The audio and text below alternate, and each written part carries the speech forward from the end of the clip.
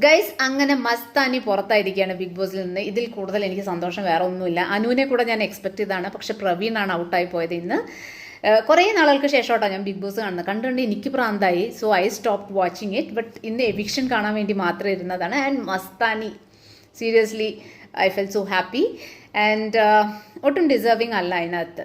രണ്ടാമത്തെ പ്രവീൺ കുറച്ചുകൂടെ എനിക്ക് തോന്നുന്നു ഇന്നത്തെ ഒരു എവിക്ഷൻ അൺഫെയർ ആണ്. കാരണം ഹി ഡിസേർവ്സ് അതിനേക്കാളും he deserves to be inside. Okay, out ആവേണ്ട ഒരാളല്ല.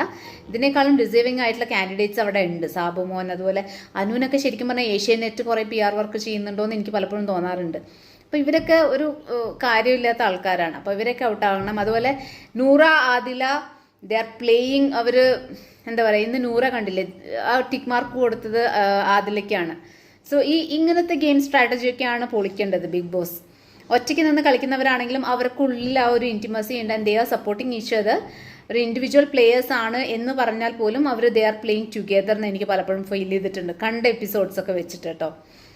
സോ എന്തായാലും Mastani super and Praveen unexpected.